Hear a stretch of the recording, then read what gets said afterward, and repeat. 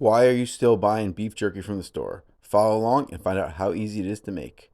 Here we are, going to start off with a marinade. The star of this show is balsamic vinegar from Prosperity Vineyards. Also going to give it plenty of fresh pepper with my pepper Canon. Check out the description down below for the full recipe for this marinade. Next, time to slice up some beef. When it comes to what kind of beef you're going to use, this is entirely up to you. I recommend going for a relatively inexpensive cut from the round. Top round, eye of the round. I'm using London broil steaks, which come from the round. They were on sale and really cheap, so that's what we're going with. The next key is to make sure you freeze your meat for a little while before you try to slice it. This makes it much easier to get a uniform slice.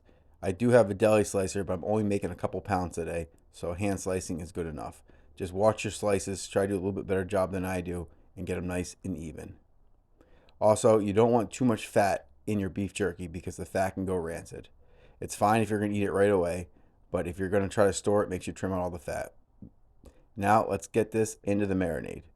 This is really important that we get it in there and mix it around thoroughly and cover every little bit of meat. Otherwise, we'll have unseasoned parts of the jerky. And remember, you need the salt that's in this marinade to help preserve the meat. So make sure you take your time here and really work it in there good. We're doing this the night before. Tomorrow we will smoke this. If you don't have a smoker though, you can still make this recipe. Go ahead and use your oven or dehydrator, but you're going to want to add some liquid smoke to your marinade to get that smoky flavor if that's what you're going for. Just about done mixing now. Then the next thing we're going to do is get this onto some wire racks. I'm going to spread this out nice and even on the wire racks. Don't want to let any of the meat touch. This is really critical for the smoking step. If they're touching now, it's okay, but make sure you fix them before they go on the smoker or they're not going to dry evenly. We're just going to put these right into the fridge on these racks. Let a little bit of the extra marinade drip off if there is any extra.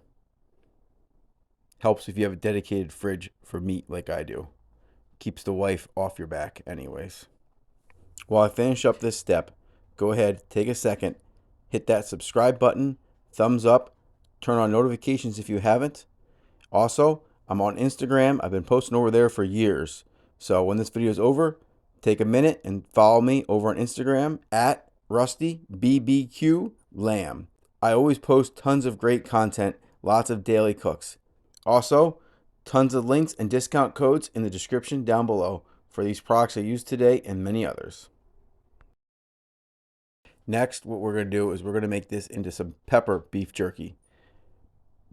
I got the pepper Canon from Man Kitchen, which is really going to crank out the pepper. Wait till you see how quickly the pepper comes out of this. Now, how much pepper you put on this is entirely up to you. I'm only going to pepper one side, but I think I would have probably done both sides. It could have been actually a little bit more peppery. I was just trying to make sure I didn't overdo it. But you can see that pepper just pouring out of there. I should have been holding it higher up. But to be honest, I was trying to get it in the frame. So it's a little bit blotchy. At the end of the day, it didn't matter. None of this beef jerky was overly peppery anyways.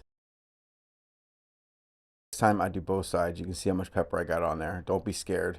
Go ahead and do the other side if you want black pepper jerky.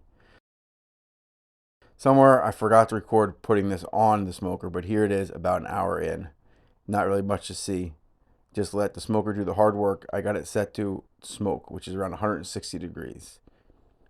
Here we are about 4 hours into this cook. Peel this off, and what you're going to do is bend, and you're going to want to see it starting to show just a little bit of white when you bend it. That's how you know it's just about ready to come off. And this is up to you how dry you want it. I kept it a little bit chewy in the thick parts and then just kept it in the refrigerator. If you want to make sure it's shelf stable, make sure you go till it's all the way dry. Look at those chunks of pepper on there. This was delicious. The nice thing about being on the racks is you don't have to pick them up individually. You just pull that whole rack off, let it cool. Once it's fully cooled, you can put it in some bags and enjoy it. Trust me, you're never going to want to buy beef jerky again.